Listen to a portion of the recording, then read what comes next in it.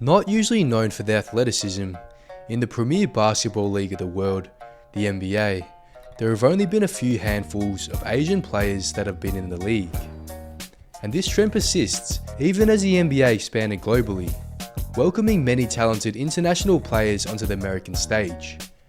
However, these were mainly European talent.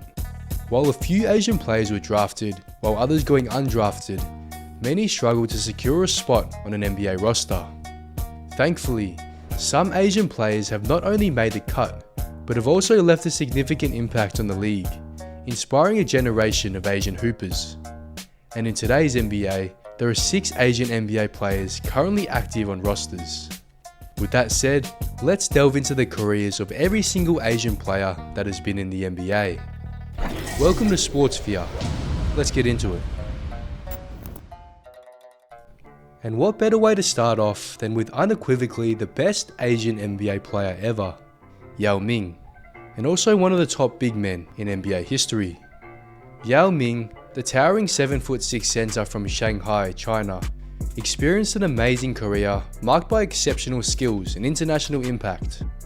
Drafted as a first overall pick by the Houston Rockets in 2002, coming out of the Chinese Basketball Association, it wouldn't be long until Yao became a dominant force in the league. The NBA may not have seen someone that tall and had that smooth of a jump shot, probably ever. And his shot blocking ability was also elite, and he also had impressive footwork for a guy his size. And the first time Yao Ming met the most dominant big man in NBA history, this is what happened, according to Shaquille O'Neal himself. First impression of Yao was, who the is this? Because he came in and I tried to hit him with a smooth finger roll move, block. Next play down, I tried to hit him with a fadeaway, block. Next time I tried to come up, dunk, block. First guy that blocked my shot 3 times in a row.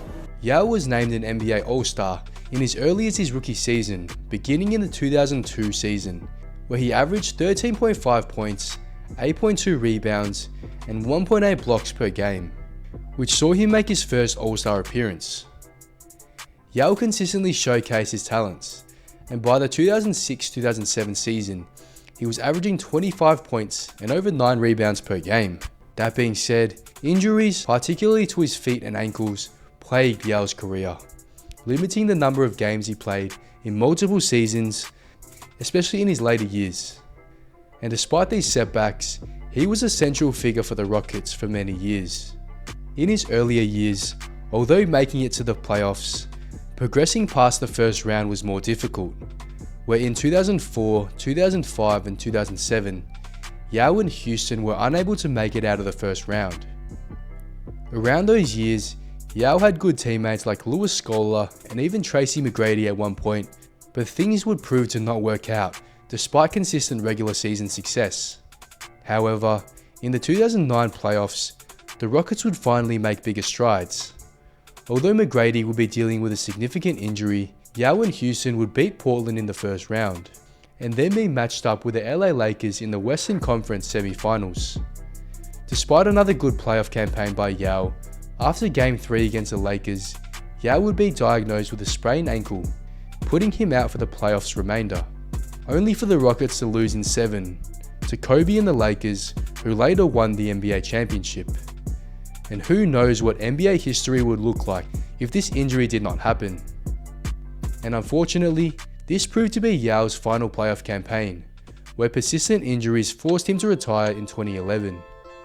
Despite this, his influence in his 8 seasons on not only the game but also its global expansion remains unmatched by any other Asian player, with Yao single-handedly popularizing the NBA in China to new heights. In 2016, Yao Ming was inducted into the Naismith Memorial Basketball Hall of Fame, along with Shaquille O'Neal and Allen Iverson. And impressively, Yao was only one of 5 players to be selected as an All-Star in every single season he played. We may know Yao as the best Asian player ever, but he was definitely not the first, because after Wataru Masaka joined the NBA, this gave the first glimpse of hope to many non-Caucasian players in America that joining the NBA could become a reality. Despite finding major success in college, After leading the University of Utah to an NCAA championship, Wataru Masaka was drafted by the New York Knicks with the 61st overall pick. And despite reaching the feat of becoming the first Asian NBA player, also the first non-Caucasian NBA player, his NBA career was short-lived.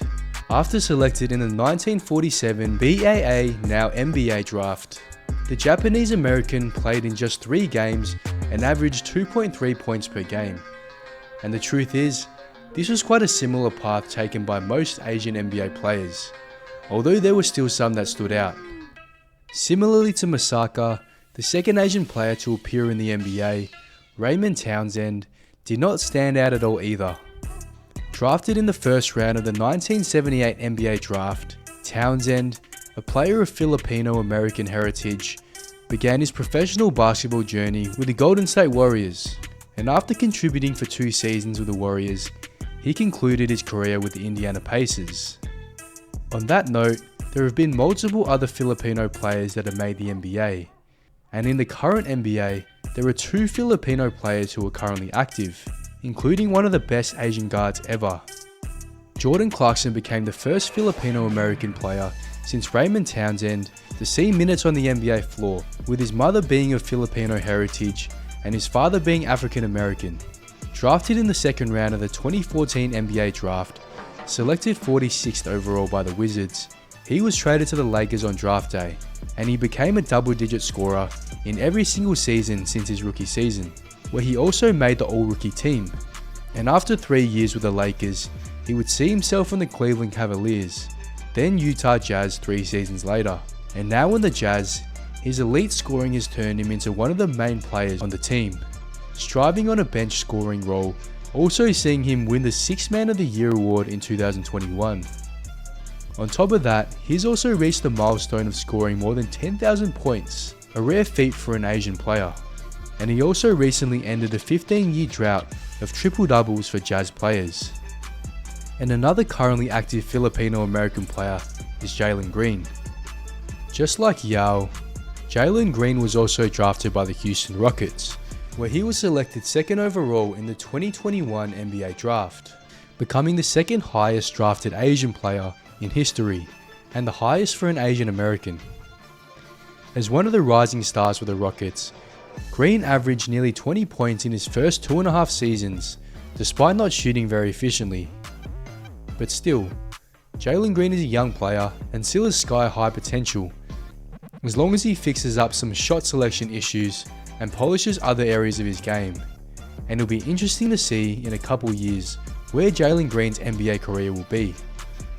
Anyways, after the second Asian player entered the NBA, it wouldn't be until 1993 until the third Asian player entered the league, with Rex Walters drafted 16th overall by New Jersey, another Japanese American player that played in the NBA. Walters saw the NBA floor a lot more than most other Asian players, playing for 7 seasons in the league, suiting up for the New Jersey Nets, Philadelphia 76ers, and Miami Heat. Although far from a great NBA player, Walters played over 300 NBA games, with career averages of 4.6 points, 1.2 rebounds, and 1.7 assists, shooting 44% from the field and 36% from 3. Although Yao Ming became one of the best Asian NBA players, he never won an NBA championship, and the first Asian player to do so was the Chinese player Menki Batia.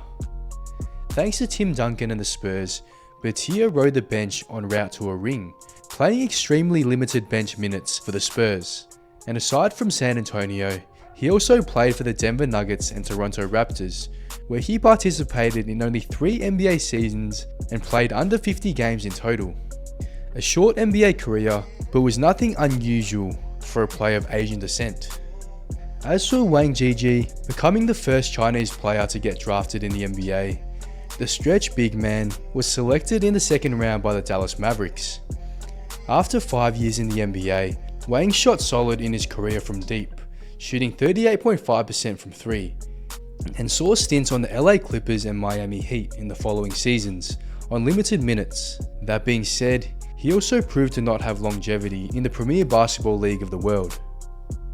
While Masaka was the first Japanese-American NBA player, Yuta Tabuse would become the first full Japanese-blooded player to see minutes in the NBA. He made the cut for the Phoenix Suns opening night roster for the 04-05 season and played in 4 games, averaging 1.8 points per game. However, that was it for him in the league. As for Ha Sung-jin, he became the first South Korean player to ever get drafted and to play in the NBA. Selected by the Portland Trail Blazers in the second round of the 2004 NBA draft, the 7'3" center stayed in the NBA for 2 seasons. His best game with the Blazers saw him tally 13 points and 5 rebounds off the bench in a victory against Kobe Bryant and the Lakers, and that game proved to be the peak of his career, after playing in 2 seasons and 46 games in the NBA. With hype surrounding Yao, Yi Jianlian was a big man hyped as the next Yao Ming coming out of China. After a successful stint in the Chinese Basketball Association, Yi was selected early in the lottery with the 6th overall pick by the Milwaukee Bucks in 2007. Although Yi wasn't nearly as dominant as Yao, he was still able to play for 5 seasons in the NBA, where his best season came with the New Jersey Nets, where he averaged 12 points and 7.2 rebounds per game in the 2009-2010 season. While very successful for a full Asian player, as a 6th overall pick, he did not reach expectations at all. Although China often produced big men, Sun Yue was a rare forward coming out of China, and thanks to Kobe Bryant and the Lakers, Sun became the second Asian and second Chinese NBA player to win a championship, winning a chip with the Lakers in 2009, conveniently on the roster of the team sending Yao Ming and the Rockets home. However, that was the only season he played, playing in just 10 games and averaging less than 3 minutes in the NBA. Several years after Yi Jianlian's NBA departure, China will have another player enter the NBA, with hopes to become the next Chinese star. Qi became the first Chinese player to play in the NBA since Jianlian, following in Yao's footsteps for the Houston Rockets. However, he only played 18 games. As for the Taiwanese Jeremy Lin, no one can ever forget the impact of Linsanity, creating a buzz not only around America and Asia, but also the entire world. Although Jeremy Lin was a standout high school player, winning Northern California Basketball Player of the Year, he would not receive any athletic scholarship offers, so he would attend Harvard University, not a school known for its athletics. Lin would surprisingly go undrafted, but a few years later he would sign a 2-way contract with his hometown team, the Warriors, after years of hard work. With bench minutes in the league, as well as longer stints in the D-League for the Warriors, followed by the Houston Rockets, Lin was eventually waived, before getting another 2-way roster spot on the New York Knicks. And despite playing primarily in the D-League, and playing just 55 garbage minutes all season, injuries to various Knicks players, and the team losing 11 out of 13 games, saw Lin be given the opportunity in the starting lineup in February 2012. In his first game in the starting lineup, Lin scored 25 points and had 7 assists in 36 minutes in a win over the New Jersey Nets. But it didn't end there. This was an incredible performance that saw him stay in the lineup as he continued to follow up with big numbers, and more importantly, wins. He would soon see national headlines, but this gained even more traction after a 38-point performance at Madison Square Garden against Kobe Bryant and the Lakers in a win.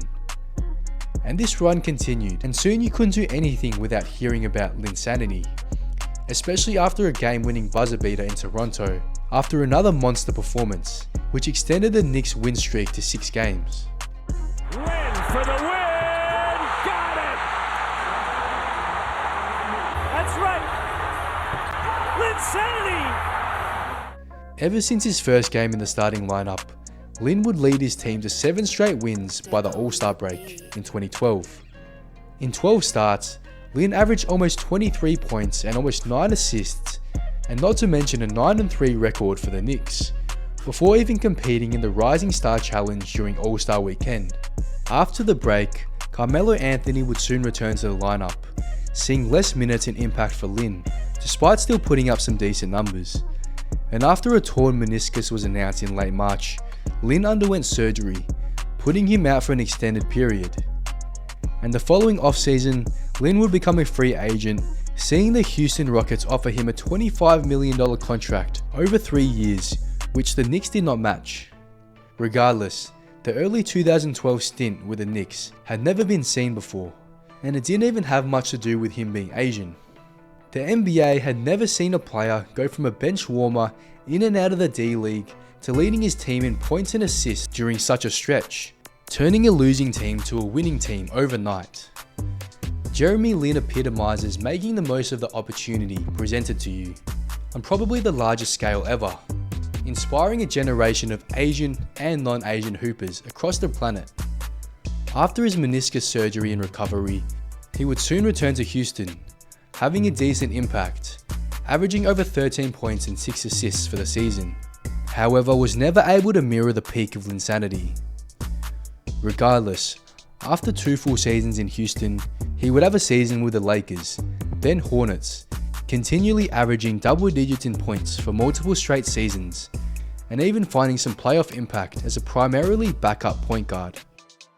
In the 2016-17 season, he would be moved to Brooklyn and would again begin to put up near career high numbers. He averaged almost 15 points on nearly 44% from the field, 37% from 3, and 5 assists in just over 24 minutes. That being said, in the following season opener, a severe knee injury would cut his aspirations of making strides towards his form during Linsanity days. This halted his NBA career, and things would never be the same for Jeremy Lin.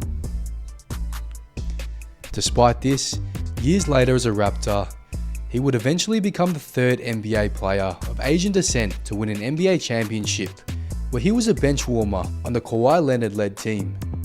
But still, Jeremy Lin is one of the top Asian players to play basketball, and has achieved something unique in the NBA, having a stretch of a dozen games where he went from a nobody to one of the biggest names in basketball, as a result of nothing but his exceptional play.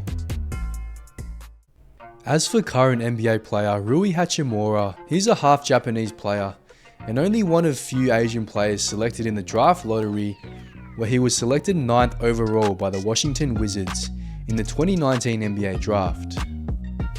With Washington, he showed great two-way ability as a wing player with good size, and also 3-level scoring ability, and after 3 seasons with the Wizards, during the mid-season trade period of the 2022-23 season, he was moved to the Lakers to accompany LeBron to try and contend for a chip.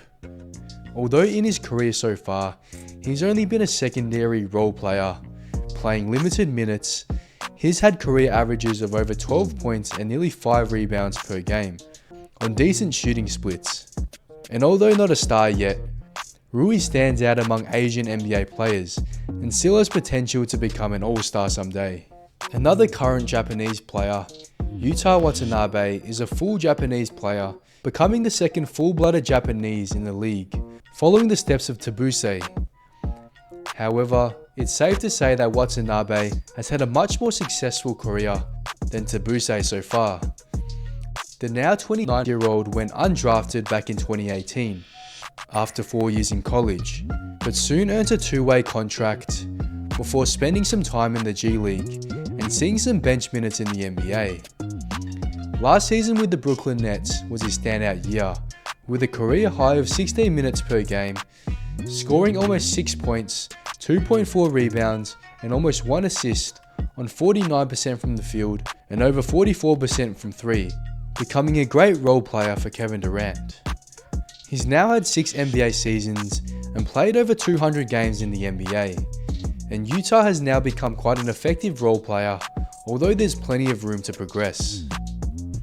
As for OKC's Jalen Williams, he was the most recent drafted Asian NBA player, where he was selected 34th overall in the 2022 NBA draft.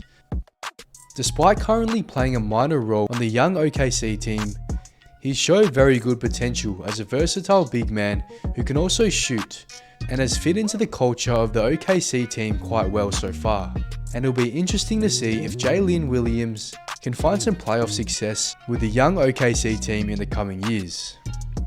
And finally, also a half Vietnamese player, Johnny Juzang entered the NBA in the 2022-23 season and went undrafted, but was later picked up by the Utah Jazz on a two-way contract. And despite playing 18 games on limited minutes in his first season with Utah, this season has seen him play primarily for the Salt Lake City Stars of the G League.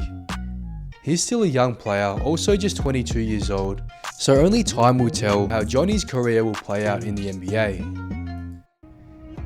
Anyways, that's it for the video. Every single Asian player that has seen the NBA floor in history. Who's your favourite player on this list? Please comment below. Thanks for watching Sportsphere, and we'll see you in the next video.